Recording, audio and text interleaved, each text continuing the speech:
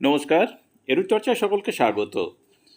আমরা জানি যে আজ মাননীয় মুখ্যমন্ত্রী বর্ধমানের প্রশাসনিক বৈঠক করেছেন এবং সেখান থেকে তিনি বিভিন্ন জনকল্যাণমূলক কাজের কথা বলেছেন। প্রথমত কিষাণদের জন্য তিনি বা কৃষকদের জন্য তিনি 10,000 টাকা করে অ্যাকাউন্টে দিয়েছেন, এটি একটি ঘোষণা করেছেন। আরেকটি বড় ঘোষণা করেছেন যে আশাকর্মী এবং যারা অঙ্গনারী কর্মী রয়েছেন তাদের জন্য মোবাইল কেনার জন্য 8,000 টাকা করে দেবেন তাদের অ্যাকাউন্টে। তো এর আগে একাদশ দ্বাদশ শ্রেণীর জন্য লকডাউনের সময়ে 10,000 টাকা করে ট্যাব কিনতে দেওয়া হয়েছিল। এবার প্রশাসনিক কাজে তাদের যাতে সুবিধা হয় অনলাইনের সমস্ত কাজ করতে, তার জন্য দেওয়া হচ্ছে 8,000 টাকা করে মোবাইল কেনার জন্য।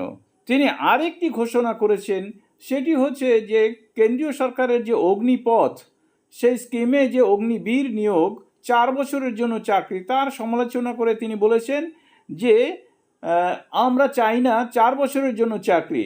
ওই 4 মাস 6 মাস ট্রেনিং নিয়ে 4 বছর চাকরি করে তারপরে ফিরে আসবেন, তারপরে কি করবেন?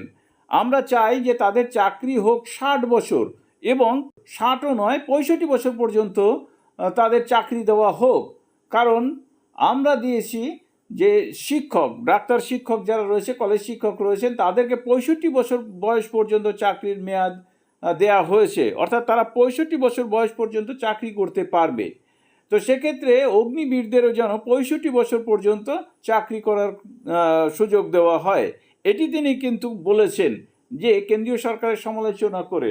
অবশ্যই এই নিয়ে আমার কোনো বক্তব্য নেই, কিন্তু বক্তব্য হচ্ছে একটি, সেটি হচ্ছে যে এসএসকে এমএসকের ক্ষেত্রে এই 65 বছর বয়স থাকার পরেও 60 করে দেওয়া হলো এবং 60 শিক্ষকদের রিটায়ারমেন্ট দিয়ে দেওয়া হচ্ছে।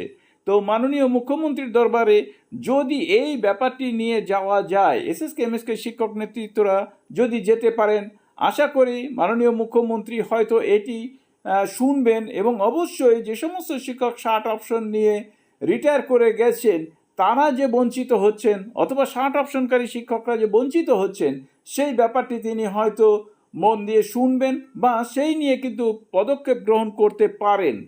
কিন্তু কিভাবে তার কাছে যাওয়া হবে, এই নিয়েই হচ্ছে মূল সমস্যা। কিন্তু অগ্নিবীরদের জন্য তিনি যে ভাবনাটা ভেবেছেন, আমি বলবো যে এসএসকে এমএসকের শিক্ষকদের জন্য যদি সেরকম একটি ভাবনা ভাবতে পারতেন তাহলে হয়তো ভালো হতো। যে সমস্ত শিক্ষক 60 অপশন নেবার পর বঞ্চিত হচ্ছে বিভিন্নভাবে, যেমন ইপিএফ থেকে বঞ্চিত হচ্ছে, এবং যেটি আশা করা গেছিল যে 60 অপশন নিলে বেতন বৃদ্ধি হয়তো কিছু একটা ঘটতে পারে, সেখান থেকেও তারা বঞ্চিত হচ্ছে। তো সেখানে কিভাবে তাদের সমস্যার সমাধান করা যায় তার কোনো রাস্তা এখন কিন্তু পাওয়া যাচ্ছে না। বিভিন্ন শিক্ষক কিন্তু 65-তে ফেরার জন্য উৎসুক, সবাই নয় যদিও, কেউ কেউ যারা রিটায়ার করে গেছেন তারা তো বঞ্চিত হচ্ছেনই।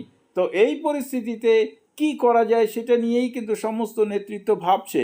মাননীয় মুখ্যমন্ত্রীর কাছে যদি এই সমস্যাটি তুলে ধরা যেতে পারে তাহলে হয়তো সমস্যার সমাধান হতে পারে, এটি কিন্তু আমার ধারণা। কেউ এটি মাননীয় মুখ্যমন্ত্রীর কাছে তুলে ধরেছেন কি না সেটাও আমার জানা নেই। তারপরে আগের দিন যে মাননীয় শিক্ষামন্ত্রীর সঙ্গে দেখা করে ঘটনাটি বলা হয়েছে, সেক্ষেত্রেও তিনি তুলে ধরবেন বলেছেন। তো যদি তিনি তুলে ধরে থাকেন তো ভালো, তা নয়তো শিক্ষক নেতৃত্বের কিন্তু উদ্যোগী হওয়া উচিত। তো চলুন আমি শোনাই মাননীয় মুখ্যমন্ত্রী কি বলেছেন এই নিয়ে, সেটি এখন একটু শুনিয়ে দিই। 4 মাস 6 মাস ট্রেনিং নিয়ে তোমার চাকরির মেয়াদ 4 বছর, তারপরে তুমি কোথায় যাবে?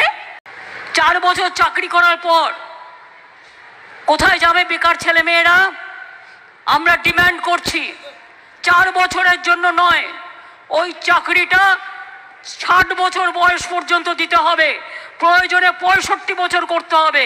কারণ আমরা টিচারদের, বিশেষ করে যারা কলেজ ইউনিভার্সিটিতে আছে, মেডিকেল প্রফেশনে আছে, আমরা 65 করে দিয়েছি। 4 বছরে কিচ্ছু হবে না।